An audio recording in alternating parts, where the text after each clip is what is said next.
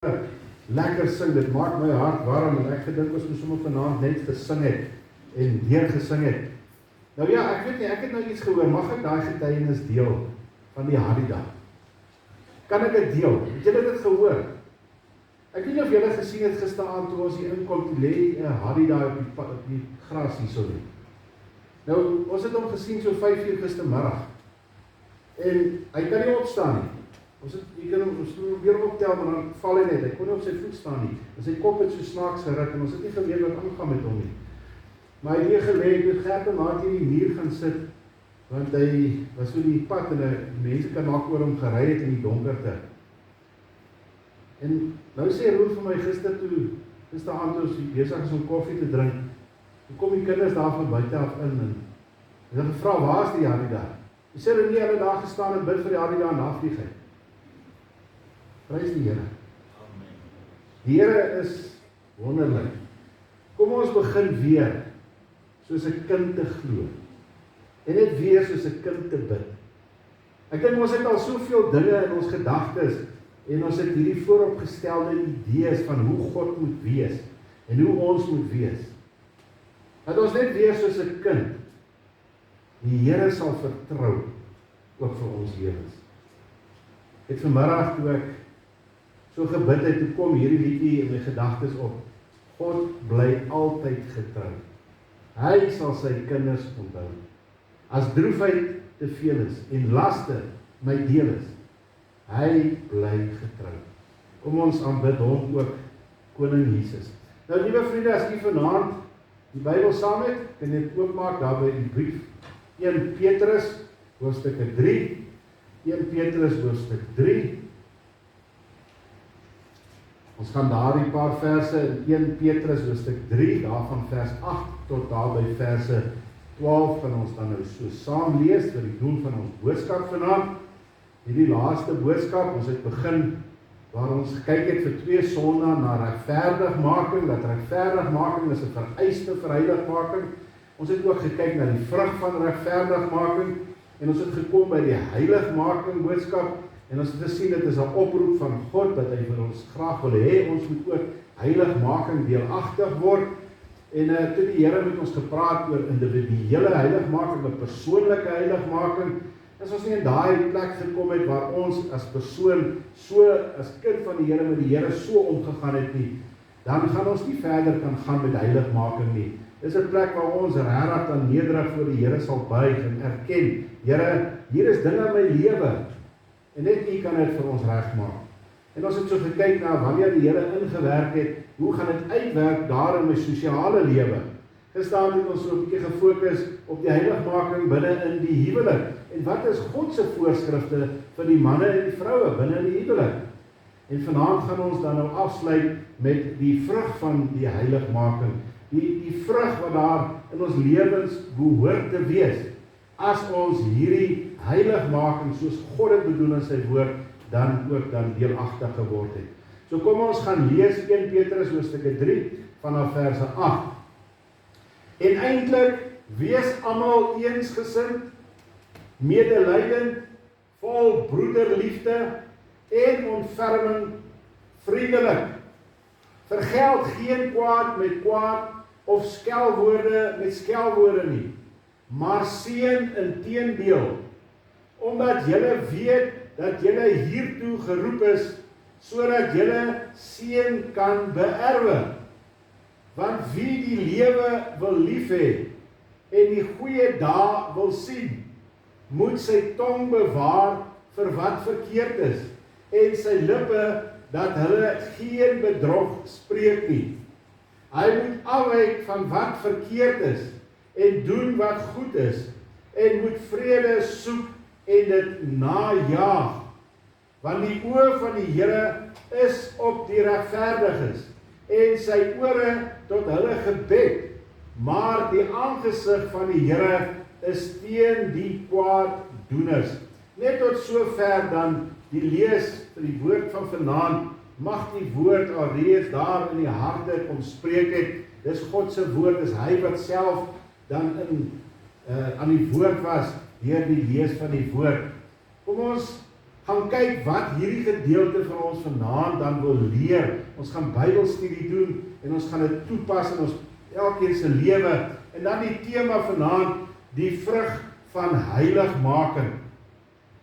As ons dink aan 'n boom, 'n vrugteboom, dan is daar vrugte wat in daardie boom groei, soos 'n vyeboom of 'n perskeboom of 'n appelkoesboom. Daar's heerlike vrugte wat ons kan pluk en ons kan dit geniet en ons kan eet tot ons vol is daarvan. Verder sal hierdie vrugteboom, omdat hy vol is van blare, ook vir ons 'n lekker koelteplek maak waar ons kan gaan sit en net lekker in die koelte kan kuier. Dit is die voorbeelde of voordele van 'n vrugteboom, hierdie vrug wat ons kan eet en nog 'n vrug is die koelte wat hy vir ons gee. Maar die boom self is nie lekker om van te eet nie. Ons eet nie die bas of die takke of die blare nie. Net die vrugte is vir ons om te kan eet. En so wil die Here eintlik hierdie iets prakties wat ons gekyk het na 'n vrugteboom ook in ons eie lewens kom toepas, want ons lewe moet ook soos 'n vrugteboom wees, waar daar heerlike geestelike vrugte is, wat God kan behaag, wat God kan geniet, maar ook ons onder mekaar. God het ons in hierdie lewe geplant. Ek en jy is hier as gevolg van God se wil. Hy het dit so beskik, dat ek en jy in hierdie lewe gebore is, en dat ons vandag nog in hierdie lewe is, en dat ons vandag hier in Belfast is, en dat ons vanaand hier kan sit. Dis God se hele plan gewees nog steeds, en verder vorentoe. En die doel is waarom hy ons ook dan nou geplant het in ons lewe, die doel daarvan is om goeie vrug te gaan dra. Dis hoekom God ons gered het, dis hoekom God ons wil heilig maak, sodat daar goeie vrug kan wees. Ons sien in Johannes 15 vers 16, die Here Jesus sê, julle het my nie uitverkies nie, maar ek het julle uitverkies en julle aangestel om vrug te gaan dra en dat julle vrug kan bly. Nie net om te gaan vrug dra nie, maar laat dit blywende vrug sal wees wat ons dra. Ons het nie na die Here toe gekom en sê, Here, ons gaan nou vir u vrug dra nie. Nee, die Here het ons gered, het ons sy kind gemaak, en daarom het hy ons dan uitgekies deur daardie redding, sodat ons as sy kinders kan gaan vrug dra, en daardie vrug net blywend kan wees. Vrug, meer vrug, oorvloed vrug, blywende vrug, sal ons gaan vind ook daar in die brief van Johannes. Al wat ons van mekaar het om te geniet, is die vrug van die gees van ons lewens. Dis waar ons mekaar ook dan geniet in ons lewens. Dit is ook wat God se wil is vir ons lewe. Sy wil is dat daar goeie vrug sal wees. 1 Petrus 3 vers 9 wat sê, omdat julle weet dat julle hiertoe geroep is, sodat julle seën kan beerwe. Die vrugdra is vir mekaar, is vir God, maar ook vir onsself, om die seëninge te kan ervaar in hierdie lewe. 'n Goeie vrugteboom, wat goeie vrugte dra, kort baie aandag en harde werk. Daardie boom, die regte tyd moet hy reg gesnoei word, daar moet die regte hoeveelheid oogies nagelaat word, daardie grond moet mooi bewerk word, daar moet verskillende goedjies ingesit word, ek glo in grove sout en kalk en al die goeders, en dan baie water, en soos daardie boom se blare begin dan uitkom, en die vruggies begin maak, en die bloeisels, en die vruggies is daar, dan spuit ons hulle, sodat die steekvleuele nie kan tuiste nie, en dit vat tyd, en dit vat moeite, om daardie vrugte kan kry, wat ons kan geniet. As ons daai boom net los, gaan ons baie vrot vrugte kry, wat net weggegooi moet word. Vanaand kom ons by die laaste boodskap van die vrug van die proses van heiligmaking in ons lewens. Dit moet nie net vrug wees wat môre verlep is en weggegooi is nie. Die woord sê dit moet blywende vrug wees, sodat dat ek net daar by die vers inkom, dat julle vrug kan bly. Dis wat God se gedagte is. En dit is waar ons vanaand dan wil uitkom by hierdie vrug. Nou, dit is ook die uitvloeiing van 'n werk wat God innerlik in ons doen, om ons te heilig soos hy heilig is.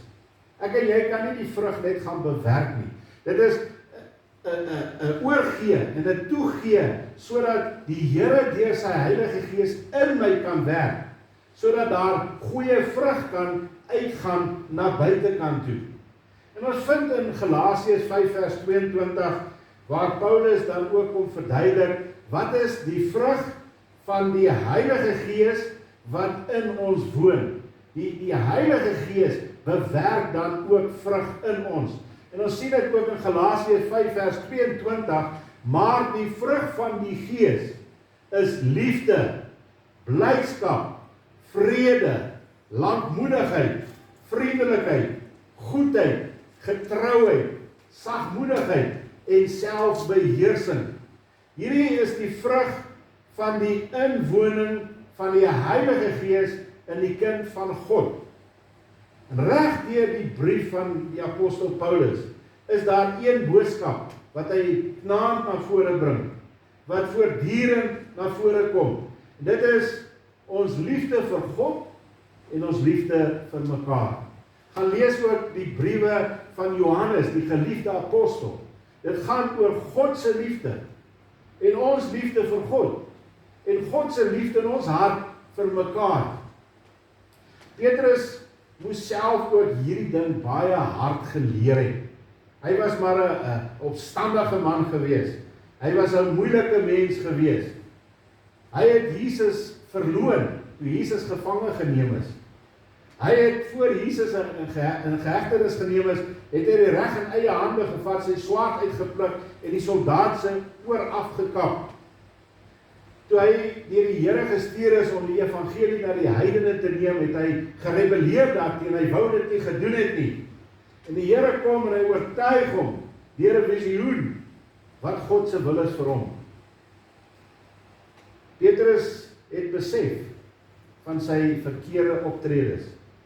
En na sy hartsreiniging het hy met soveel ywer en passie dan ook na die heidene toe gegaan. Daardie opstandige bul wat hy was, het verander van die negatiewe, van die vegtende teen die werk van die Here, om vir Christus te gaan werk. Dit was die verskil van 'n Petrus wat gered is, wat Jesus gevolg het, wat opstandig was, en met Pinksterdag, met die vervulling van die Heilige Gees, het daardie man totaal verander, en het hy gelewe net vir Jesus Christus. 1 Petrus 3 vers 8 en 9 sê hierdie woorde vir ons, en eintlik, dit beteken, hier word dinge nou saamgevat. Die boodskap van heiligmaking kom eintlik nou saamgevat. Hy sê, en eintlik, wees almal eensgesind, medelydend, vol broederliefde en ontferming, vriendelik. Baie van hierdie goed kom ook in die vrug van die Gees in Galasiërs 5:22. Vers 9 gaan verder. Vergeld geen kwaad met kwaad of skelwoord met skelwoord nie, maar seën inteendeel, omdat julle weet dat julle hiertoe geroep is. Die Here het van ons duidelik gesê, hy het ons gered, hy het ons geroep, sodat ons heilig moet wees soos hy heilig is, sodat julle seën kan beerwe. Hier is 'n paar goeders wat hy nou hier in hierdie 2 verse noem. Dinge soos eensgesind wees, soos medelee hê, ontferming, vriendelikheid, om nie te vergeld nie, om nie te beledig nie, om goed van ander te praat, en nie net altyd kwaad te praat nie, weg te bly van die verkeerde dinge, die goeie dinge na te jaag, en altyd vrede te soek. Ek wil ons net gou na hierdie woorde wat hy hier gebruik het. Gou kyk, wat beteken dit eintlik vir ons? Hierdie woord wat daar in vers 8 is, eensgesind of eengesindheid. Dit beteken nie om soos 'n militêre soldaat, almal moet nou dieselfde uniform dra, almal moet presies dieselfde lyk en almal moet dieselfde doen nie. Wanneer ons daar op die paradegrond is, dan lyk ons almal dieselfde en ons doen almal dieselfde. Dis nie wat hierdie woord eensgesind beteken nie. Dit is om saam te kan werk te midde van ons verskeidenheid. Ons is nie een dieselfde nie. God het ons verskillend gemaak. Ons het 'n verskeidenheid van mense hier in die gemeente, by ons werksplekke, in ons families. Ons het nie elkeen dieselfde gawes en talente nie. Ons het nie elkeen dieselfde persoonlikheid nie. Maar ons moet God se een doel uitvoer deur ons verskillende gawes, ons verskillende persoonlikhede, moet ons daardie eenheid bewerk sodat God se saak bevorder word. Nie my saak nie, maar die Here se saak. Daarom sê hy, deel van heiligmaking 'n vrug is hierdie eensgesindheid onder mekaar. Verder praat hy van medelee.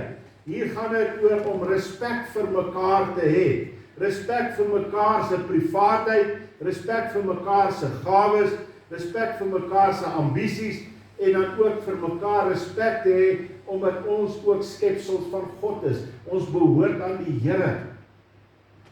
Deur respek te ontwikkel, daardie gawes wat God vir ons gegee het, word daardie gawe van omgee ook gebore. En ons sien die nood en die behoeftes van mekaar ook raak. Medelee oorkom ook daardie, dat ons nie ons eie behoeftes net raak sien nie, maar die behoeftes van mekaar. Gaan verder met ontferming. Ons moet ook hierdie gawe, of hierdie vrug hê van ontferming. Die wêreld is vol negativiteit en dit beïnvloed ons verskriklik. Ek het al gesien, wanneer ons sit en gesels, praat ons baie keer meer oor die negatiewe dinge van die lewe as oor die positiewe van die Here. Dit maak dat die mens wil onttrek van alles in die lewe en daar in sy eie hoekie gaan sit. En dan sien ons nie meer mekaar se behoeftes nie. Jy sien, die ontferming en ook daardie medelee loop in hand aan hand. Christus het hierdie gesindheid van negativiteit, het hy ook dan verbreek, toe hy daar aan die kruis gehang het. En ons kan dit deelagtig word deur die proses van heiligmaking. Die kind van God moet leer om ontferming, om ontferm te wees oor ander mense. Ons moet daardie eienskap ook begin aankweek. En ons kan dit net doen wanneer ons die Here vertrou met vir ons te doen. Dit gaan beteken om minder aan ons eie begeertes aandag te gee en meer te kyk na mekaar se behoeftes en daarvoor ook dan te wees. Hy praat van vriendelikheid of van vriendelik wees. Hierdie woord beteken ook om 'n vriend te wees, 'n ware vriend. Die enigste ware vriend wat ons het is Jesus Christus. Hy het gesê, ek noem julle my vriende. Hy is die ene wat vir ons ingetree het. Hy sê, watter vriend sal vir 'n ander ene sy lewe gee? Die vrug wat hy vir ons gee, of die heiligmaking van Jesus, daardie vrug, moet ook wees dat ons ook vriendelik is. Dit dra ook die betekenis om nederig te wees, om gasvry te wees en om behulpsaam te wees. Om vriendelik te wees, wys baie van jou innerlike menswees, jou eie denke en jou eie gesindheid. Onvriendelike mense wys dat daar is iets in jou hart en daarom kan hulle nie vriendelik wees nie. Daarom kan hulle nie 'n vriend wees nie.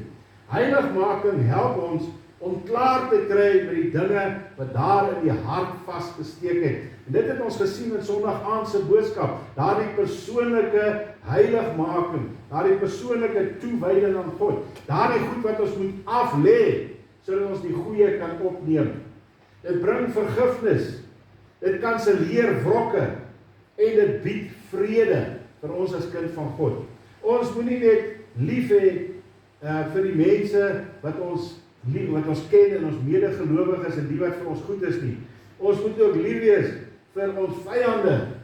Die Here Jesus Christus is so lief vir die sondaar mens dat hy sy lewe gegee het. Toe ek en jy nog sondaars was, het hy al reeds aan die kruis gesterwe vir my en vir jou. Ons het hulle daardie liedjie gesing, dat die Here Jesus Christus is die voorbeeld vir ons, sodat ons ook dan so kan wees vir mekaar. Dis immers hier waar ons ware liefde dan getoets word, wanneer ons vir ons vyande begin bid en waarlik lief sal wees vir hulle. Die antwoord is vir die oorwinning lê in heiligmaking. Dit is die proses wat die Here deur sy Gees in my doen, deur die woord, sekere dinge aan my kom openbaar wat nie vir hom mooi is nie, en ek moet daarmee breek, moet dit aflê, sodat ek die goeie kan opneem. 1 Petrus 3 vers 10 en vers 11 gaan verder, hy sê, want wie die lewe wil lief hê en goeie dae wil sien, moet sy tong bewaar vir wat verkeerd is, en sy lippe dat hulle geen bedrog spreek nie. Hy moet afwyk van wat verkeerd is, en doen wat goed is. Hy moet vrede soek, en dit najag. Hierdie 2 verse bring vir ons 'n paar dinge nou uit oor heiligmaking. Hier is in hierdie 2 verse goed is wat heiligmaking behels in ons lewens. En ek wil hê ons moet gou daarna kyk, wat behels heiligmaking? Kom ons gaan kyk die eerste wat hy sê, 'n keuse. Ek en jy het 'n keuse. Wil ons deel wees van heiligmaking of verwerp ons dit? Verse 10 sê, want wie die lewe wil lief hê, het 'n keuse. Wil ek dit lief hê of wil ek nie? Wil ek kwaad wees vir almal of wil ek nie? En die goeie dae wil sien. Ek het 'n keuse. Die Here gee dit vir ons. Hy wil dit vir ons bied. Hy wil ons vervul daarmee. Ek en jy het 'n keuse. Wil ons of wil ons nie? Negatiewe mense soek net na negatiewe dinge. Hulle is so oorgehaal. Hulle sal alles op sosiale media wat negatief is, sal hulle nou vir die hele wêreld stuur om dit te kan sien. Ek sien baie keer op Facebook van dinge wat mense met my deel. Dan is dit al hierdie negatiewe dinge van die wêreld. En dan besef ek maar, dis wat daar in daardie hart is. Dis 'n negativiteit wat daarin is. Positiewe mense soek na die goeie dinge van die lewe. En hulle deel al die mooi en goeie verhale van die lewe. Ons kan die lewe haat vir al hierdie negatiewe dinge. Of ons kan die lewe lief hê. Al is al hierdie negatiewe dinge daar. Omdat God nog in beheer is. Hy is in beheer van my lewe. Hy is in beheer van die samelewing. En ons kan kans sien omdat ons sy kinders is. Dit is die wonder daarvan ook. Ons kan kies om in 'n saak wat ons raak, 'n saak wat diep is in ons, dat ons almal kan blameer en ons kan mense sê dit is hulle skuld, of ek kan die verantwoordelikheid neem en opstaan vir myself en ek kan 'n keuse maak, ek sal verander. Dit is 'n bewuste keuse wat ons moet maak. Vers 10 wat sê, want wie die lewe wil lief hê en die goeie wil sien. Liewe vriende, ek en jy moet by daai keuse uitkom. Daagliks, is 'n daaglikse keuse wat ons sal moet maak. Die tweede wat heiligmaking behels, is nie net 'n keuse nie, maar ook 'n verantwoordelikheid. Ek het 'n verantwoordelikheid binne in heiligmaking. Verse 10 sê hierdie woorde, moet sy tong bewaar vir wat verkeerd is. As jy die lewe wil, as jy wil lief hê, as jy wil die goeie sien, moet sy tong bewaar. As iets wat ek moet doen, daar is 'n verantwoordelikheid wat ek het vir die verkeerde. Ek moet pas op vir daai verkeerde. En sy lippe, dat hulle geen bedrog spreek nie. Dis net ek en jy wat beheer het oor ons monde, oor ons tonge. Want dit is hier in ons verstand, in ons gedagtes, waar die oorsprong van die lewe is. En dit kom hier uit. So baie probleme is gevolg van wat mense vir mekaar sê, en baie keer hoe ons daardie dinge vir mekaar sê. En ons moet leer om eers goed na te dink, voordat ons iets sê. Dit gaan ook om nie leuns te versprei nie, of om stories te verdraai nie, of om stertjies by aan te sit nie. Ons is pleinweg net besig om nie die waarheid te vertel nie. Heiligmaking het juis begin, hier in ons gedagtegang, hier in ons verstand, hier waar ons gesuiwer moet wees, hier waar ons geesteshart sit. Dis waar dit begin het. En dit gee vir ons daardie verantwoordelikheid, as ek gekies het om vir Christus te lewe, dan is daar sekere dinge wat ek moet aflê, het ons gesien Sondag aan. Verder praat hy van heiligmaking behels 'n optrede. Dis 'n keuse, 'n verantwoordelikheid en 'n optrede wat ek dan het. Vers 11 wat sê, Hy moet afwyk van wat verkeerd is en doen wat goed is. Vermy verkeerde dinge, sê hierdie vers vir ons. Die gedagte hier is om sonde en verkeerde dinge heeltemal te vermy in ons lewens. Hulle is daar, maar ons het die verantwoordelikheid om op te tree, om dit te vermy. Ons kan nie iemand anders te blameer as ek val vir die versoeking van daardie sonde nie. Sonde gaan nie verdwyn uit ons lewens uit nie. Die sonde is daar. Omdat ons nou kind van God is, kan ons nie sê die sonde is nou weg nie. Daai is 'n leuen. Ons kan nie Jesus aanneem en nou is daar niks wat ons mee gaan doen. Nee, die woord van die Here sê vir ons in Genesis 4 vers 7, die sonde lê en loer voor jou deur en sy begeertes na jou, maar jy moet daaroor heers. Ek en jy het 'n verantwoordelikheid en ons moet optree dat ons nie in daardie versoekinge val, dat ons nie in daai slaggat trap om in daai sonde te val nie. Ons moet daai beheersing hê om daaroor te kan kom. Die sonde is daar en dit wil ons verlei, dit wil ons vernietig. Nou kom die vraag na ons toe. Is ons sterk genoeg om teen te staan hierdie versoekinge, hierdie sondes? En die antwoord is nee. Ek en jy as mens kan nie self hierdie versoekinge weerstaan nie. Maar deur die Heilige Gees wat in beheer is in my lewe en ek het die heiligmaking deelagtig geword, gaan ek die krag ontvang om dit teen te kan staan. Ons het die Here Jesus nodig in ons lewens. Die sleutel tot sukses is dat ons nie net wegbly van sonde omdat dit verkeerd is nie. Nee, ons gaan nie daai sonde vermy omdat dit verkeerd is nie. Nee, ons vermy daardie sonde omdat ons dit haat. Jy sien die verskil. Die sonde is nie net verkeerd nie. Ons moet dit haat, soos wat God dit haat, moet ons dit ook haat. En dit gaan vir ons versterking gee, om nie eens naby daardie versoekings te kom nie. So die keuse, die verantwoordelikheid, die optrede, en dan ook soek na vrede. Wanneer ons deur hierdie goeders gegaan het, sê die Here, soek na vrede. Vers 11 sê, hy moet vrede soek, en dit najag. Daar moet 'n dringendheid wees om te soek na vrede in ons lewens. Vrede en oorlog staan heeltemal direk teenoor mekaar. Die kind van God moet kies waar hy staan. Wil hy 'n vredevolle lewe lei of wil hy knaand in oorlog wees? God se wil is om vrede na te jaag, sê die vers. Hy wil ons sy vrede gee. Nie 'n vrede soos wat ons dink nie, maar 'n vrede wat hy vir ons kan gee, wat ons nie eens kan dink wat dit is nie. Dit beteken om altyd na vrede te soek in ons lewens, 'n daaglikse soeke na vrede. In die bergpredikasie sê die Here Jesus Christus gesê in Matteus 5 vers 9, salig, baie gelukkig is die vredemakers, want hulle sal kinders van God genoem word. Wat 'n wonderlike voorreg om te weet ek gaan so gelukkig wees as ek 'n vredemaker in die lewe is. Saligheid beteken om gelukkig te wees en baie gelukkig te wees. Smag u na gelukigheid in hierdie lewe? Vredemakers sal geluk vind en sal uitstaan onder al hierdie mensdom as hierdie vredemakers.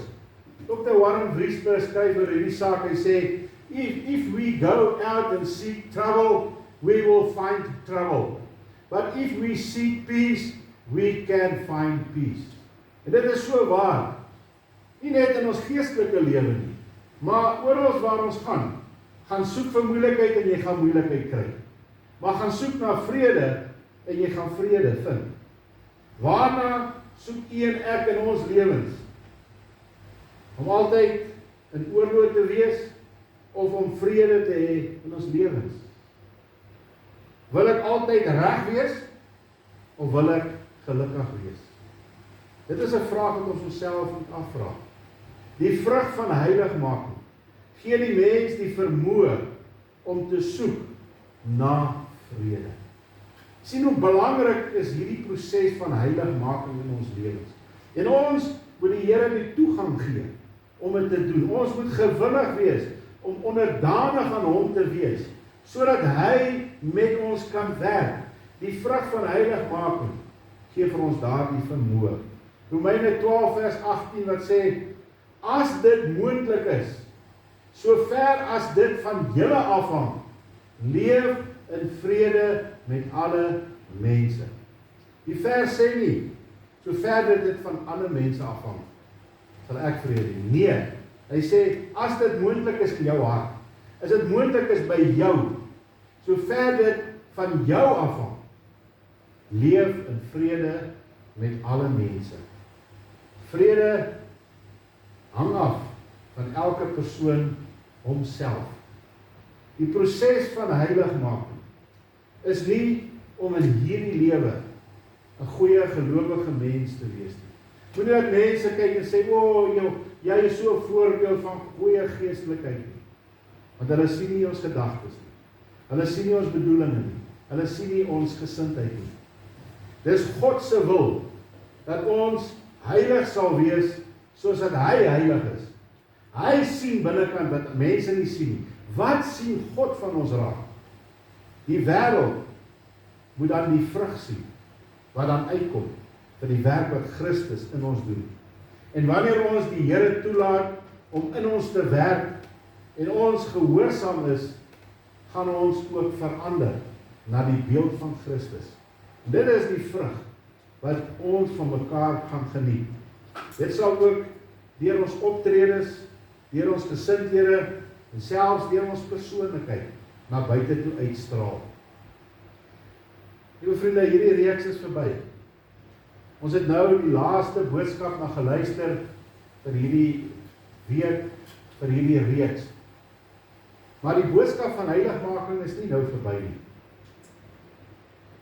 Wat gaan jy met hierdie boodskap nou maak? Gaan jy sê dit was 'n goeie boodskap? Of gaan jy dit deel maak van jou lewe?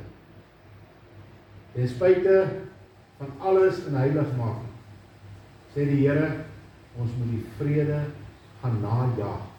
Ons moet dit vind. Want dit is die grootste vrug wat daar kan uitgaan na buitekant toe.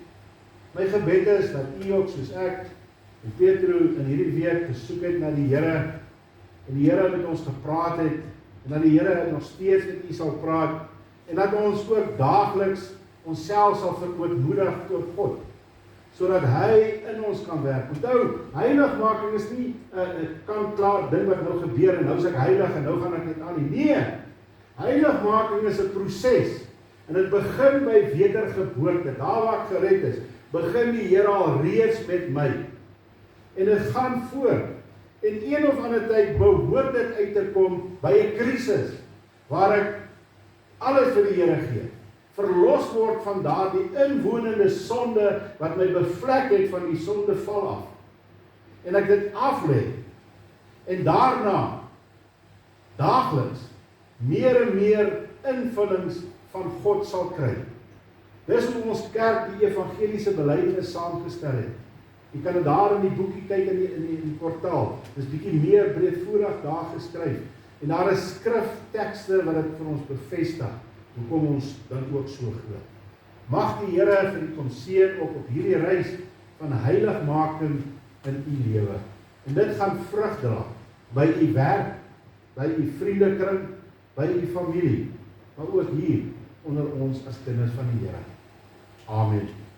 Here, baie dankie dat ons hierdie aande kon gekyk het na hierdie boodskap en alhoewel dit nou net 5 aspekte van ons lewens is wat dit raak en ons het daarna gekyk, is daar soveel meer om oor heiligmaking te praat. Ons kan vir 2 jaar besig wees in die woord.